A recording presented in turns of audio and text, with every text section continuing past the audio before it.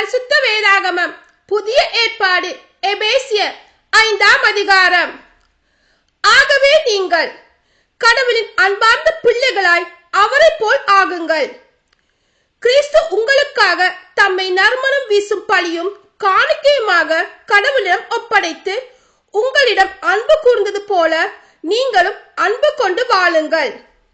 பரத்தமை அனைத்து ஒழுக்கக்கேடுகள், பேராசை ஆகியவற்றின் பெயர்கள் கூட உங்களிடையே சொல்லப்படலாகாது.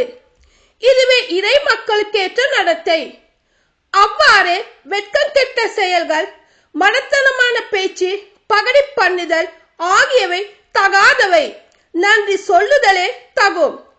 ஏனெனில் பரத்தமையில் ஈடுபடுவோர், ஒழுக்கக்கேடாக நடப்போர், சிலை வழிபாடாகிய பேராசை கொண்டோர் போன்ற எவரும் கிறிஸ்துவுக்கும் கடவுளுக்கும் உரிய அரசில் உரிமை பேறு அடையார் என்பதை நீங்கள் அறிந்து கொள்ளுங்கள். ஒளி பெற்றவர்களால் நடந்து கொள்ளுங்கள். வீண் வார்த்தைகளால் உங்களை யாரும் ஏமாற்ற விடாதீர்கள். ஏனெனில் மேற்கூறிய செயல்களால் தான் கீழ்ப்படியாத மக்கள் மீது கடவுளின் சினம் வருகின்றது. எனவே அவர்களோடு நீங்கள் எதிலும் பங்கு கொள்ள வேண்டாம். ஒரு காலத்தில் இருளாய் இருந்த நீங்கள் இப்போது ஆண்டவரோடு இணைந்து ஒளியாய் இருக்கிறீர்கள். ஆகவே ஒளி பெற்ற மக்களாய் வாழுங்கள். ஏனெனில் ஒளியே எல்லா நன்மையையும் நீதியையும் உண்மையையும் விளைவிக்கிறது. ஆண்டவருக்கு உகந்தது எது என்பதை ஆராய்ந்து பாருங்கள். பயனற்ற இருளின் செயல்களை செய்கிறவர்களோடு உங்களுக்கு உறவு வேண்டாம். அவை குற்றமென எடுத்து காட்டுங்கள். அவர்கள் மறைவில் செய்பவற்றை சொல்லக்கூட வெட்கமாக இருக்கிறது. அவர்கள் செய்வது எல்லாம் குற்றமென ஒளியானது எடுத்து காட்டும் போது அவற்றின் உண்மை நிலை வெளியாகிறது. அவ்வாறு தெளிவாக்கப்படுவதெல்லாம் ஒளிமயமாகிறது.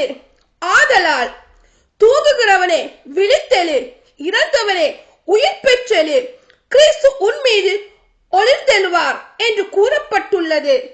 ஆகையால் உங்கள் நடத்தையை பற்றி மிகவும் கருத்தாய் இருங்கள். ஞானமற்றவர்களாய் வாழாமல் ஞானத்தோடு வாழுங்கள். இந்த நாட்கள் பொல்லாதவை. ஆகவே காலத்தை முற்றும் பயன்படுத்துங்கள். ஆகவே அறிவிலிகளாய் இராமல் ஆண்டவருடைய திருவுளம் யாது என்பதை புரிந்து கொள்ளுங்கள். திராட்சை மது அருந்தி குடிவெறிக்கு ஆளாகாதீர்கள்.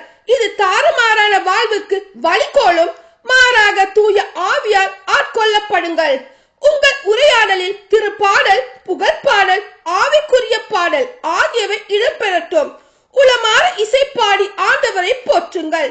நம் ஆண்டவராகிய இயேசு கிறிஸ்துவின் பெயரால் எல்லாவற்றுக்காகவும் எப்போதும் தந்தையாம் கடவுளுக்கு நன்றி செலுத்துங்கள். ஆமென்.